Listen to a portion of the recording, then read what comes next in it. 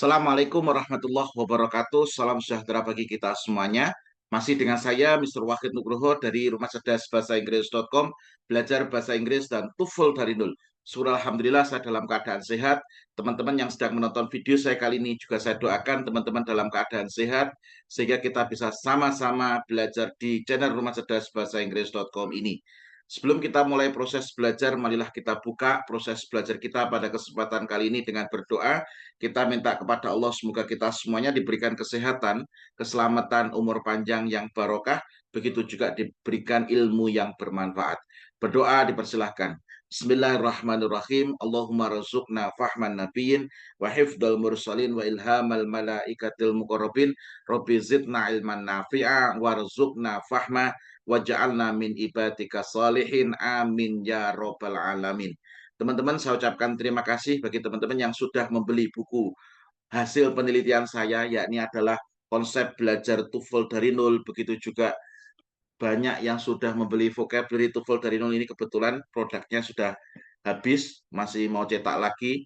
Ada konsep belajar bahasa Inggris dari nol, begitu juga belajar listening TOEFL dari nol. Dan Alhamdulillah, buku yang saya tulis ini sudah membantu banyak orang untuk lolos skor TOEFL. Nah, kemarin ada yang komplain kepada saya, Sir, kok kenapa promosi buku terus? Saya mengatakan, ya, saya promosi buku saya. Kenapa? Saya tujuannya adalah untuk membantu Anda supaya Anda tidak tersesat. Kenapa? Selama ini banyak teman-teman yang beli buku yang ada di toko buku, sedangkan setelah membeli, dia baca hanya selembar, dua lembar, kemudian ditaruh di rak. Kenapa ditaruh di rak? Karena dia tidak bisa mempelajari sendiri. Dan buku yang saya tulis ini adalah hasil penelitian saya. Wajar saja kalau saya mempromosikan hasil penelitian saya untuk belajar TOEFL dari nol kepada Anda. Dan ini bukan hanya buku saja, tapi juga sudah disertai video pembelajaran. Jadi dimanapun Anda berada, Anda bisa buka buku sama video pembelajarannya untuk Anda pelajari bagaimana supaya Anda bisa lolos skor TOEFL. Nah, ini menghabiskan waktu sekian detik, sekian menit untuk membahas. Ada yang komplain, Sir, kok kenapa kok promosi terus? Ya, jawaban saya seperti itu. Kalau saya tidak promosi, saya berdosa. Ini mindset saya. Kalau saya tidak promosi, saya berdosa. Kenapa berdosa? Karena saya tidak benar-benar membantu Anda untuk bisa lolos skor TOEFL. Kenapa? Karena selama ini adalah teman-teman beli buku dan hanya ditaruh di rak saja. Tapi ya saya nggak tahu kalau yang komen itu adalah guru bahasa Inggris yang notabene sebagai kompetitor saya, nggak masalah. Tapi yang jelas tujuan saya adalah membantu Anda bagaimana cara belajar bahasa Inggris dan TOEFL dari nol. Sekian untuk jawaban yang saya bisa berikan. Saya lanjutkan untuk pembahasan saya pada kesempatan kali ini. Oke, saya akan bahas tentang TOEFL. Sebenarnya TOEFL itu mudah, teman-teman. Saya harus punya, saya harus sering mengatakan kepada murid-murid saya kalau TOEFL itu mudah. Kenapa mudah? Karena TOEFL itu ada polanya. Jadi TOEFL itu ada polanya. Dan kewajiban kita adalah untuk menemukan polanya. Nah, jangan berharap di TOEFL itu soalnya sama. Jadi jangan berharap di TOEFL itu soalnya sama. Soal akan terus berbeda, akan terus berubah, tapi cara mengerjakannya itu sama, polanya sama, strateginya sama. Maka dari itu, saya akan mengajarkan polanya di sini. Kalau Anda sudah level bahasa Inggrisnya adalah sudah intermediate advance, Anda menonton pembahasan saya ini langsung nyambung. Tapi kalau masih basic, lah saran saya Anda belajar dari buku konsep belajar TOEFL dari nol dulu, supaya nanti pembahasan kita bisa nyambung.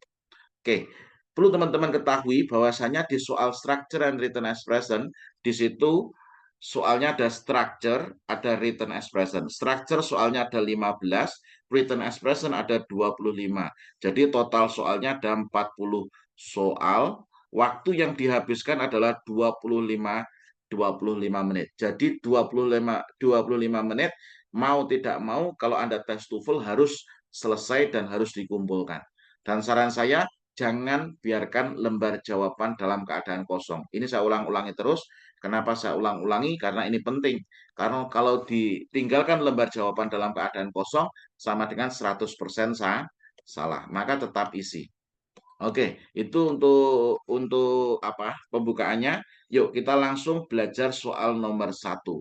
Ini sangat mudah teman-teman. Kenapa mudah? Karena ada polanya.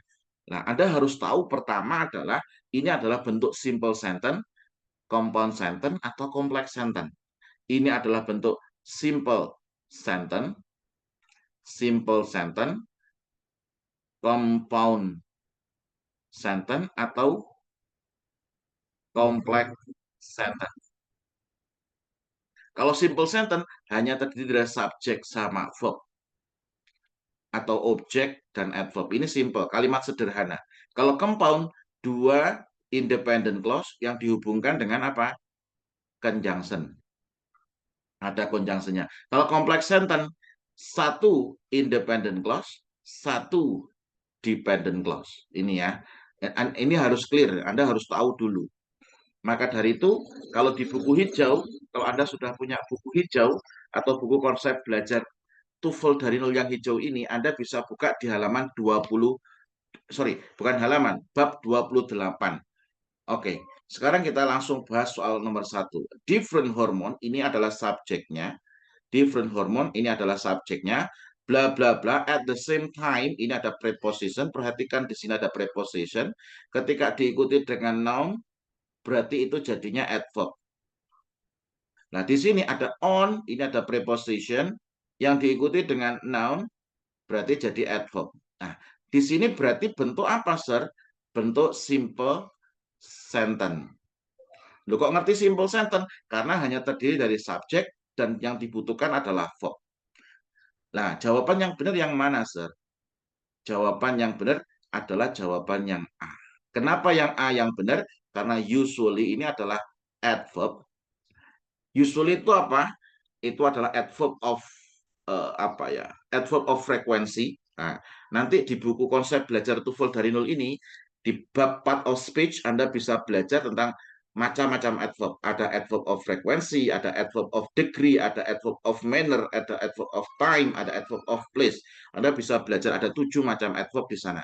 Dan tidak mungkin saya bahas di sini karena saya hanya membedah soal ketika di channel YouTube saya. Oke, di sini ini adalah adverb. Nah, verbnya yang mana, Sir? Verbnya adalah yang act. Jadi di sini jawabannya yang A, berarti di sini verbnya adalah act. Kalau jawaban yang B ini salah. Kenapa yang salah? Yang B ini salah. Ini usually ini sama, cuma ini adalah verb ing. Ini adalah bentuk simple sentence. Kalau verb ing berarti harus ada are-nya di sini. Are usually acting. Tapi di sini nggak ada are-nya, maka salah. Yang C ini juga salah. Kenapa yang C yang salah?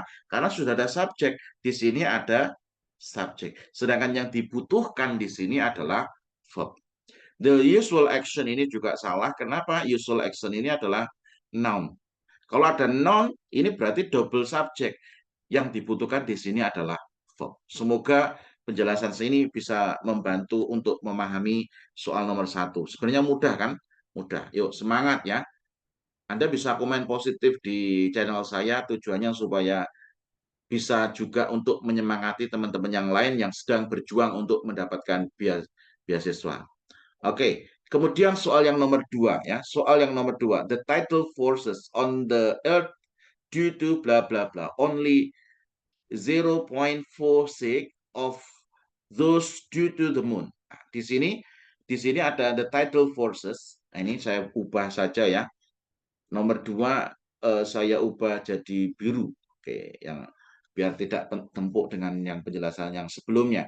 Oke, di sini the tidal forces di sini adalah sebagai subjek. Ini perhatikan ketika ada preposition diikuti dengan noun, jadinya apa, Sir? Jadi adverb. Nah, due to ini artinya kan karena. Nah, due to itu biasanya harus diikuti dengan noun. Due to itu harus diikuti dengan noun. Nah, ini di bawah juga ada due to the moon. Due to the moon. Nah, di sini berarti due to diikuti juga dengan noun. Makanya di sini the sun, the sun, the sun, the sun. Oke, semuanya the sun ya. Ini sudah ada noun-nya. Nah, sudah ada subjek dipisah dengan adverb. karena ada preposition plus noun. Nah, do to harus diikuti noun. Nah, di sini belum ada verb-nya. Di sini belum ada apanya? Belum ada verb-nya. Berarti di sini butuh noun sama verb. Nah, jawaban yang A. Ini ada do to the sun, the sun, the sun, the sun, ya toh? Nah, ini harus diikuti dengan verb. Nah, yang menentukan verb-nya ini siapa, Sir? Yang menentukan verb-nya ini adalah subject. Di sini title forces ini adalah forces jamak. Berarti di sini subjeknya kata gantinya adalah they. Kata gantinya apa? Kata gantinya they. Makanya di sini verb-nya harusnya adalah are, nggak boleh is. Berarti due to the sun are. Dari jawaban A, B, C, D. Jawaban yang A salah. Kenapa? Karena is di sini. Jawaban yang B ini juga salah. Kenapa? Karena sudah ada subjeknya. Kok dikasih subjek lagi they? Berarti salah. Jawaban yang C ini salah juga. Kenapa? Karena di sini ada subjeknya lagi it. Ini salah. Yang benar yang mana, Sir? Oke. Jawaban yang benar adalah yang D. Mudah bukan? Mudah. Kalau Anda tahu ilmunya. Jadi sesuatu itu bisa dikatakan mudah ketika sesuatu itu diketahui ilmunya. Oke, saya teruskan bahasnya. Tapi kalau sampai sudah berprasangka buruk kepada gurumu, saya yakin Anda akan sulit untuk belajar. Makanya ketika di kelas, di awal saya mengajar, saya menjelaskan tentang empat macam gelas. Yang pertama adalah gelas terbalik. Gelas terbalik ini adalah, kalau pertanyaannya kalau gelas terbalik, diisi air bisa masuk enggak? Tidak bisa, akan keluar. Kenapa? Karena terbalik ini adalah tipologi murid yang berprasangka buruk kepada gurunya. Yang kedua adalah tipologi gelas yang bolong-bolong. Ini gelasnya bolongnya banyak nih. Di sini air bisa nggak masuk? Bisa, tapi air akan keluar dari lubang-lubang yang ada dalam gelas tersebut. Ini adalah tipologi siswa yang bagaimana? Ini tipologi siswa yang tubuhnya ada di kelas, tapi pikirannya di luar. Jadi dia belajar dengan saya di kelas atau di channel Rumah Cerdas Bahasa Inggris, tapi dia sambil memperhatikan yang lain. Jadi dia nggak fokus untuk belajar. Maka di sini juga ini siswa gagal, ini siswa gagal. Yang ketiga adalah gelas yang terisi penuh. Gelas yang terisi penuh. Pertanyaannya kalau gelasnya sudah terisi penuh, disaini gelas lagi bisa nggak? Nggak bisa, mesti tumpah ini. Gelasnya mesti tumpah. Ini adalah tipologi siswa yang apa? Ini yang tipologi siswa yang sok tahu. Belum mengetahui detailnya, tapi dia sok tahu. Ini akan sulit untuk menerima ilmu. Yang terakhir adalah gelas yang setengah terisi. Saya yakin teman-teman sudah punya ilmu sedikit atau banyak. Nah, kalau setengah terisi, ini nanti akan bisa diisi dengan hal yang baru, ilmu yang baru. Ketika nanti ada hal baru yang masuk ke dalam otak Anda, gelas ini ibaratnya otak, maka akan ada interaksi, akan ada komunikasi antara hal baru dengan otak. Nah, pertanyaannya ketika ini otak belum bisa menerima, makanya otaknya jadi bingung. Nah, bingung itu baik, teman-teman. Asalkan bingung itu diteruskan. Kenapa kok harus diteruskan? Karena kalau dihentikan akan bingung selamanya. Maka dari itu, kalau Anda teruskan untuk belajar, saya yakin otak Anda akan mengangguk. Kalau mengangguk, nanti berarti ilmunya sudah masuk. Ini akan lama-kelamaan akan berisi-berisi dan Anda menjadi pandai. Ini sedikit pengetahuan untuk Anda tentang tipologi siswa ya, tipologi siswa. Oke, kita lanjutkan soal yang nomor 3. Most radioactive element occurs in igneous and metamorphic bla bla bla fossil occur in sedimentary rock. Nah, perlu teman-teman ketahui bahwasanya di sini most radioactive element ini adalah subjeknya, ini kan subjek. Occur ini adalah verb, occur itu artinya terjadi. In igneous ini in ada preposition, yaitu preposition. Igneous ini adalah apa? Ini adjektif. Metamorphic ini juga adjektif. Loh, kenapa kok ngerti adjektif? Kalau ada aus itu biasanya memang adjektif. Maka di sini kalau kita lihat, maka di sini butuhnya noun dulu. Karena di sini sudah ada adjektif berarti butuh noun. Nah, di sini ternyata ada noun, noun, non, non. Semuanya di sini adalah non. Oke. Pertanyaannya, setelah non itu apa? Nah, setelah non itu apa? Anda harus tahu bahwasanya di sini most radioactive element di sini adalah induk kalimat. Ini adalah induk kalimat. Loh, kok ngerti induk kalimat, Sir? Karena di sini most radioactive ini adalah subjek. Dan di sini tidak ada konektor penghubungnya. Konektor, jadi ada yang ngomong konektor, ada yang ngomong subordinate conjunction. Kalau di buku saya ngomong subordinate conjunction, tapi karena banyak yang ngomong tentang konektor-konektor, saya untuk menjelaskan di YouTube ini, saya menjelaskan pakai konektor. Karena di sini tidak ada konektor, berarti di sini adalah induk kalimat. Nah, maka dari itu, kok ngerti? Nah, di sini kan makanya ada koma. Di sini ada koma, di sini ada koma, koma. Ini berarti induk kalimat. Lah, kalau di sini induk kalimat, kok di sini ada verb-nya lagi occur, ini adalah verb, berarti ada dua induk kalimat, maka di sini setelah non, ini butuh apa? Butuh konektor. Berarti ini tipologi apa, Sir? Ini adalah tipologi compound, compound sentence. Ini adalah tipologi compound sentence. Compound sentence itu biasanya seperti ini. Thread, ini induk kalimat, ada koma. Setelah koma ini adalah conjunction. Di sini adalah induk kalimat lagi. Jadi dua induk kalimat yang dihubungkan dengan conjunction. Conjunction apa saja, Sir? Di situ ada fun, boys. Apa, Sir? Ada for, ada and, ada nor, ada but, ada or, ada yet, ada so. Itu adalah kan conjunction. Jadi dua induk kalimat yang dihubungkan dengan conjunction ini ya. Berarti di sini yang ada conjunction-nya yang mana, Sir? Oke, di sini adalah yang but karena fun boys ini ada salah satunya adalah but. Maka yang benar yang mana? Oke, jawabannya adalah yang apa? Yang B. Bisa dipahami teman-teman ya? Oke, semoga bisa memahamkan Anda. Oke, satu soal lagi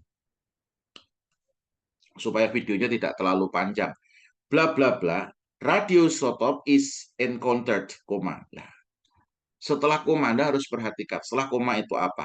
The first step in its identification is the determination of its half-life. Nah, di sini setelah koma ternyata di sini adalah subjek.